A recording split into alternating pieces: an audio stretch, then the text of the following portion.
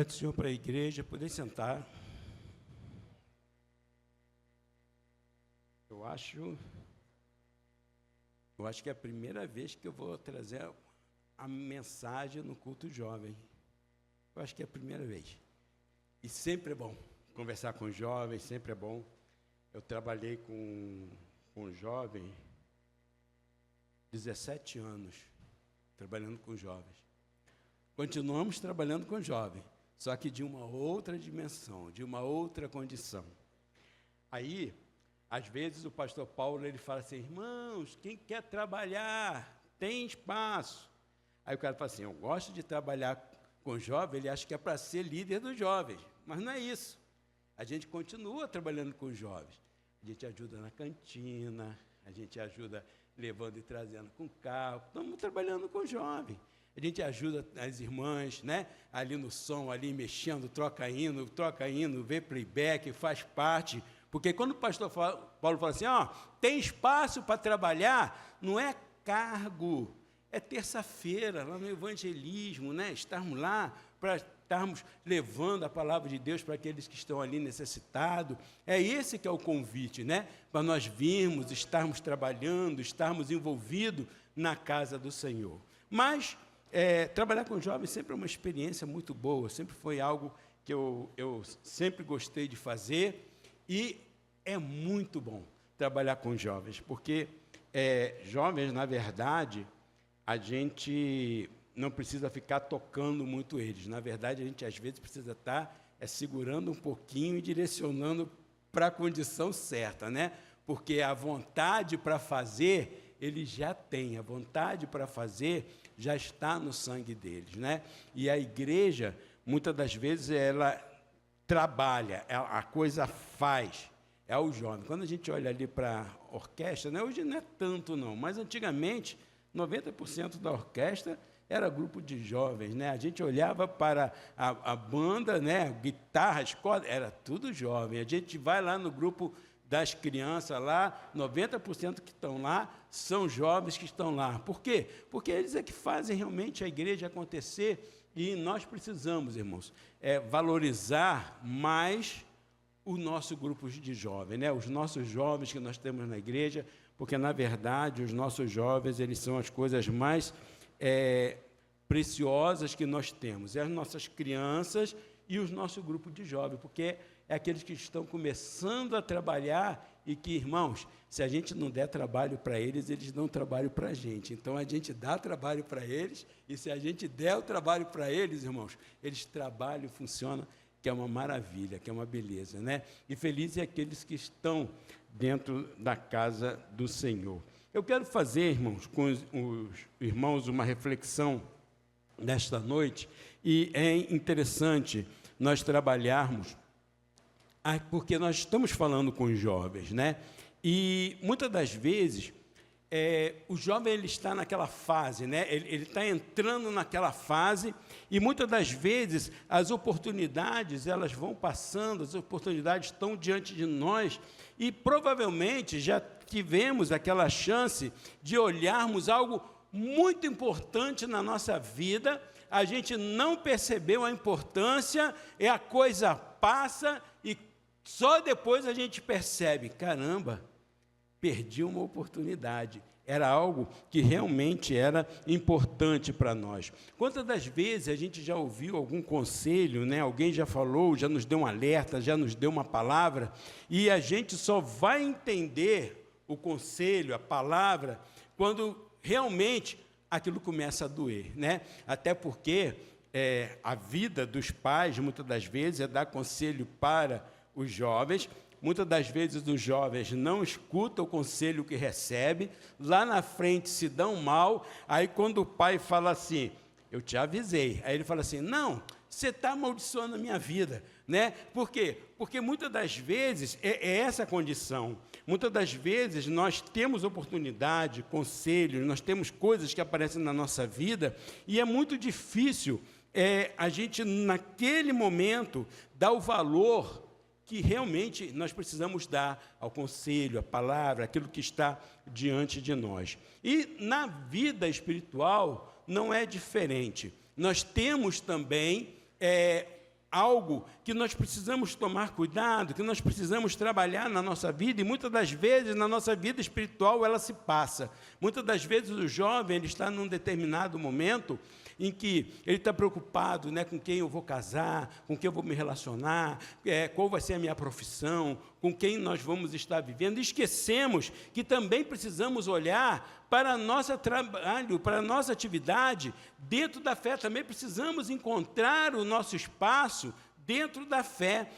Quando eu fui fazer capelania lá na Marinha, eu me lembro que muitas das vezes as pessoas falam assim: você foi para lá para ganhar almas para Jesus. Sim, a gente vai para ganhar alma para Jesus, porque alma para Jesus a gente ganha em tudo que é lugar. Mas uma coisa que me incomodava muito é que eu cresci vendo muitos jovens que eram criados dentro da igreja, e quando eles iam para o quartel, eles se desviavam, eles saíam da presença do Senhor, e nós, quando nós olhamos para a história, para trás, né, para os nossos amigos, nossos colegas que cresceram, quantos que, quando entraram para o quartel, se perderam, saíram da presença do Senhor? E quando eu fui para lá, meu primeiro foco era justamente esse, era tentar fazer com que aqueles jovens com quem eu pudesse lidar, eu pudesse cuidar dele, pudesse trabalhar para que eles não viessem a se afastar da presença do Senhor.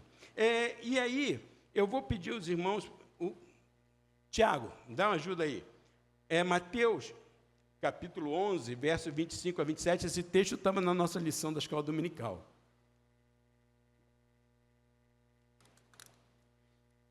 E é sobre ele que eu quero falar com os irmãos nessa noite.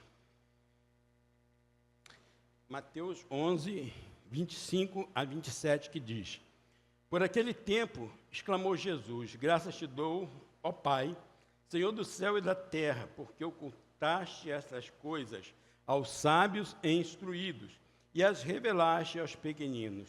Sim, ó Pai, porque assim foi do teu agrado. Tudo me foi entregue por meu Pai. Ninguém conhece o Filho senão o Pai, ninguém conhece o Pai senão o Filho, e aquele a quem o Filho o quiser revelar. Quando nós olhamos esse texto, nós começamos lendo lá no iniciozinho, que lá no início, no verso ali primeiro, verso 2, nós vamos ver que João, ele envia mensageiros para perguntar para Jesus se ele era o Cristo, se ainda deveriam esperar outro. E é interessante que ali, após o Senhor mostrar para esses mensageiros, para que eles levassem a resposta, a seguir o Senhor, ele começa a dar testemunho de João Batista, e depois ele começa a falar a respeito de João Batista. E é interessante que aí ele vai usar duas figuras de linguagem, né? Duas figuras interessantes. Primeiro, ele vai falar sobre a que eles haviam ido ver no deserto, falava sobre aquelas pessoas, e aí Jesus ele vai e faz as características que haviam em João e as características que existiam nele. E ele vai dizer o seguinte: olha,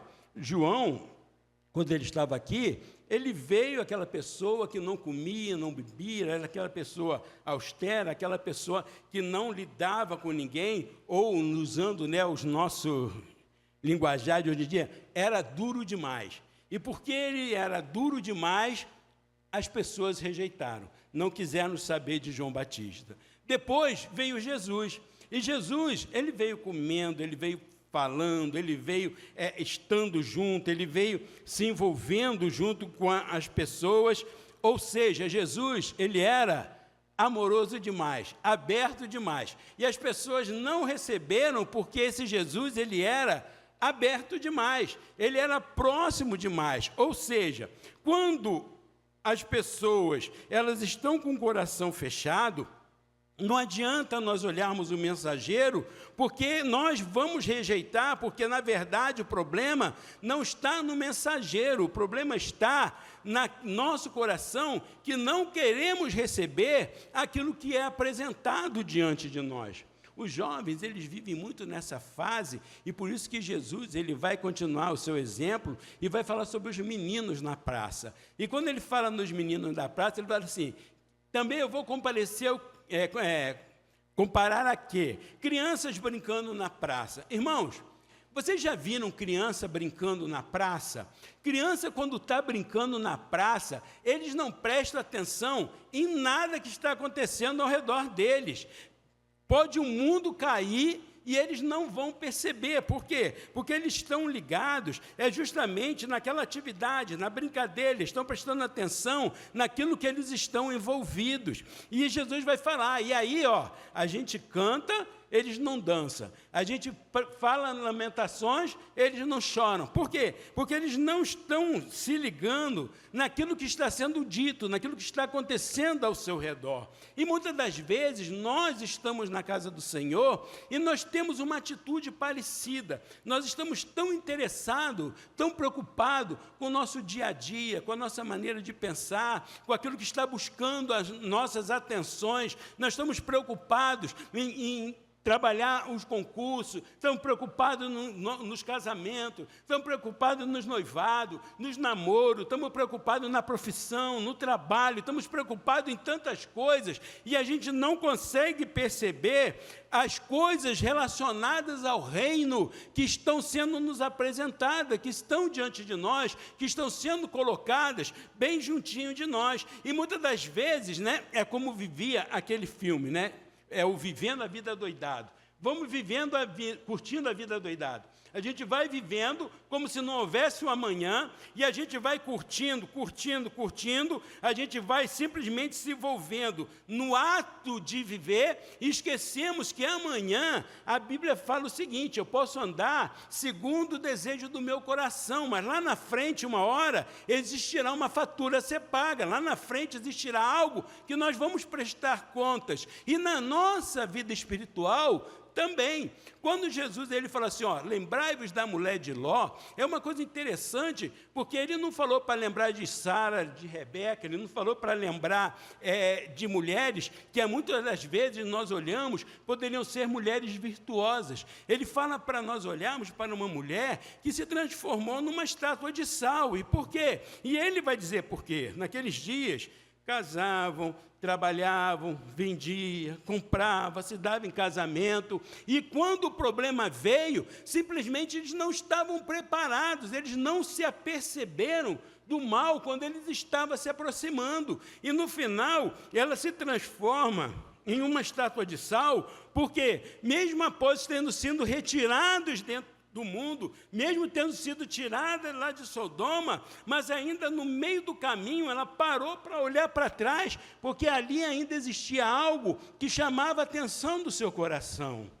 Muitas das vezes o jovem, ele passa por isso. Muitas das vezes os jovens, eles são retirados lá do mundo e não conseguem perceber o privilégio que é estarem dentro da casa do Senhor. Eles não conseguem perceber o privilégio que é poder estar aqui, estar louvando, estar cantando. Muitas das vezes ele olha lá para frente.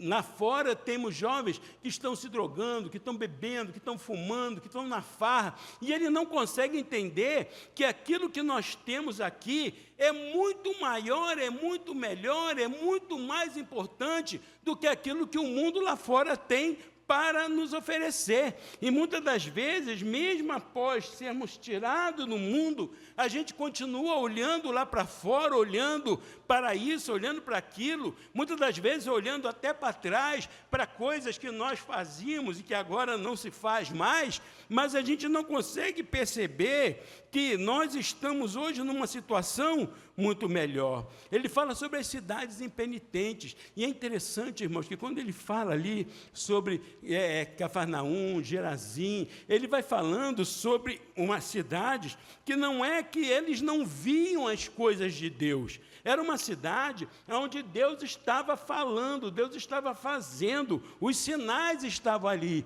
eles estavam interagindo com Jesus, os filhos de Deus, eles estavam vendo cegos sendo curados, eles estavam vendo mudos falando, eles estavam ouvindo a palavra que edifica, eles falavam, olha, isso aí não está falando com a mesma autoridade dos que vieram antes, mas esse aqui está falando com uma verdadeira autoridade, e no final a gente vai percebendo que eles estavam recebendo conhecimento, estavam recebendo informações, aquilo que eram as provas necessárias, estavam diante dos olhos deles, mas eles não conseguiam entender. Por isso, irmãos, que nós vemos que Jesus ele faz aqui uma oração que é tremenda, e ela nos mostra verdades que são grandiosíssimas para nós. Quando ele fala assim: graças te dou, ó Pai, porque ocultaste essas coisas aos sábios e entendidos e revelaste aos pequeninos. Primeiro, a revelação de Deus. Só conhecemos Deus se o Senhor se revelar a nós. Não adianta nós queremos conhecer utilizando meios humanos. Não adianta a gente querer conhecer Deus apenas usando métodos que são cognitivos, onde nós vamos sentar, vamos buscar informação, vamos estudar, porque isso não vai fazer com que nós venhamos a conhecer Deus. Deus ele é conhecido mediante a nossa experiência pessoal que nós precisamos ter com Deus. E essa experiência só surge quando Ele, o Senhor, se revela. O problema, irmãos, é que a revelação, ela apenas não vai suprir a necessidade, não vai resolver o problema, que quantas pessoas ali estavam convivendo com Jesus, quantas pessoas estavam andando com Jesus, quantas pessoas estavam vendo Jesus trabalhando, Jesus operando, e ainda assim não conseguiam entender a mensagem que a revelação passava, porque carecia de algo mais, eles careciam de uma ação do Espírito Santo, da ação de Deus dentro do coração, para que eles pudessem entender. E isso, irmãos, só acontece quando nós abrimos o coração e permitimos que o Espírito Santo do Senhor, ele nos ilumine, porque se o Espírito Santo do Senhor não nos iluminar, nós podemos estar diante do próprio Cristo, a gente não vai perceber aquilo que estava acontecendo. Precisamos de que permitir abrir os nossos corações. Irmãos, eles conheciam Jesus, sabiam que era Jesus.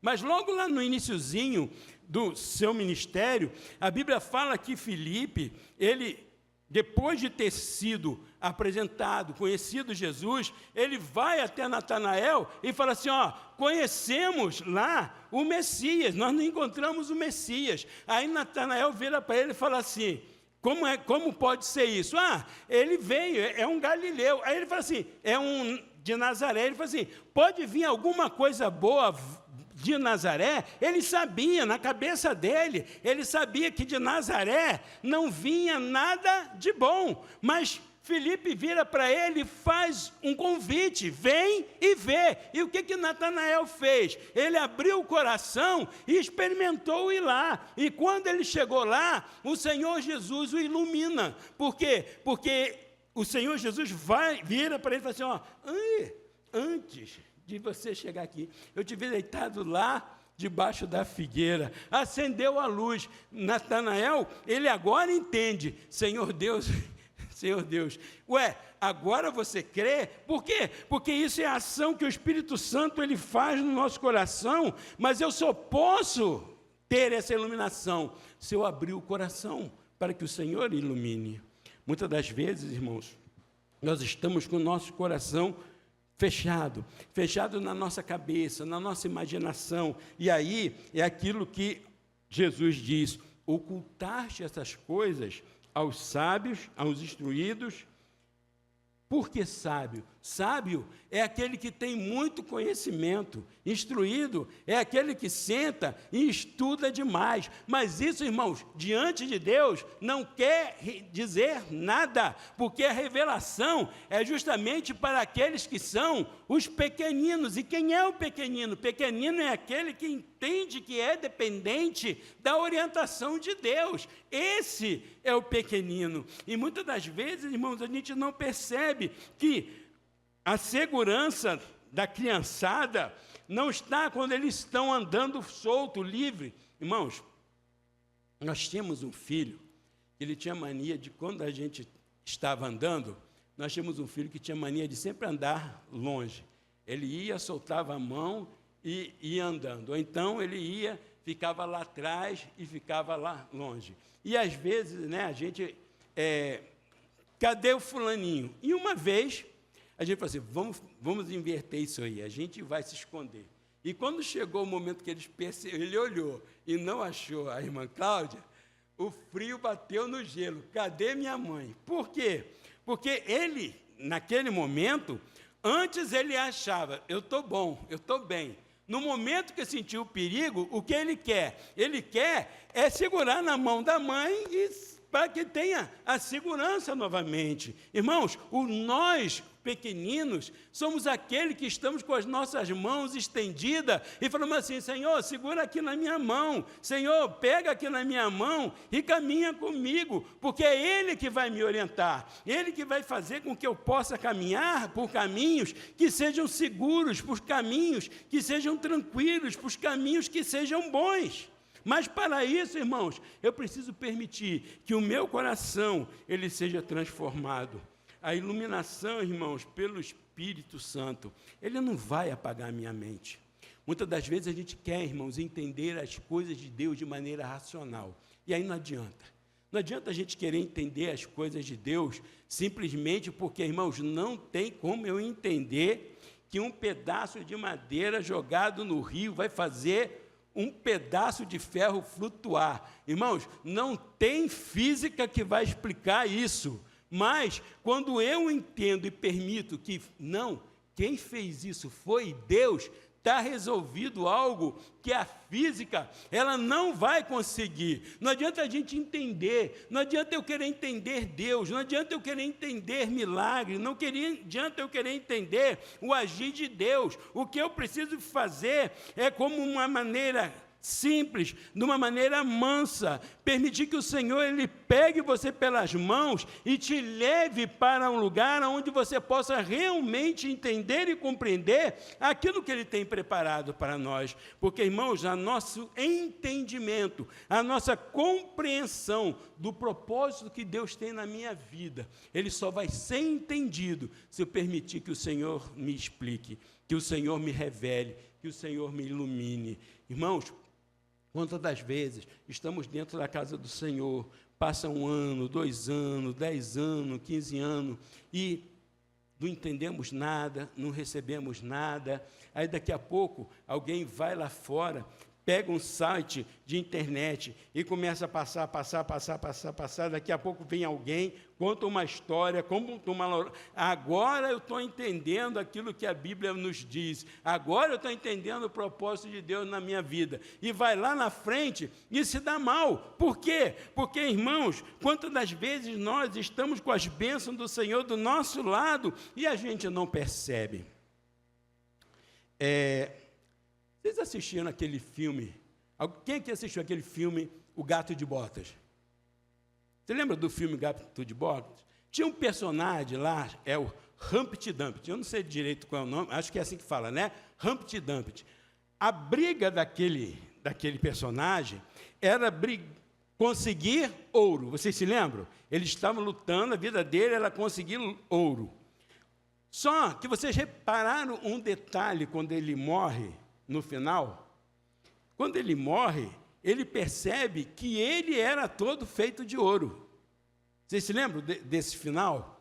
E sabe por que eu estou falando isso? A desgraça, irmãos, não é em você não ter. A desgraça é a gente passar a vida inteira tendo e não perceber, morrer sem saber. Irmãos, o Senhor, Ele está aí, o Senhor está comigo, o Senhor está contigo, o Senhor está com você, jovem, o Senhor, Ele guia os teus passos, o Senhor, Ele está pertinho. Não adianta você sair daqui querendo procurar Deus, tentando achar Deus, tentando descobrir o que fazer. Ele está aí do teu lado, Ele está aí contigo, e o grande problema está em você passar a vida, passa 1 ano, 2 anos, 10 anos, muitas das vezes dentro da própria casa do Senhor, como aquela cidade onde Jesus estava ali, Jesus estava ensinando, Jesus estava curando, Jesus estava operando, Jesus estava expulsando demônios, eles estavam vendo os sinais, mas eles não conseguiam entender, porque o coração dele estava fechado.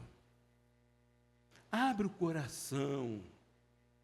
Abre o coração.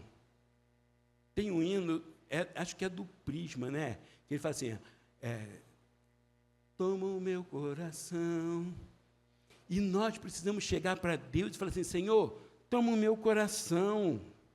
Toma o meu coração, cuida do meu coração, eu ofereço ao Senhor meu coração, abre o teu coração e permite que o Espírito Santo de Deus, ele possa te iluminar, ele possa te mostrar, porque é o Espírito Santo que diz, clama a mim e responder-te-ei, anunciar-te-ei coisas grandes e firmes que não sabe. Não adianta a gente querer ficar lendo o livro de teologia, não adianta a gente querer ficar passando o site, escutando aí esses coaches de internet, não adianta a gente ficar correndo de um lado para o outro. Deixa eu procurar uma igreja onde eu vá me sentir bem. Eu vou dizer uma coisa para você, igreja não é lugar para nós nos sentirmos bem, porque na igreja é onde nós somos confrontados, é na igreja onde a gente percebe que eu não sou aquele obreiro, eu não sou aquele pastor, eu não sou aquele esposo, eu não sou aquele pai, eu não sou aquele crente que eu achava que eu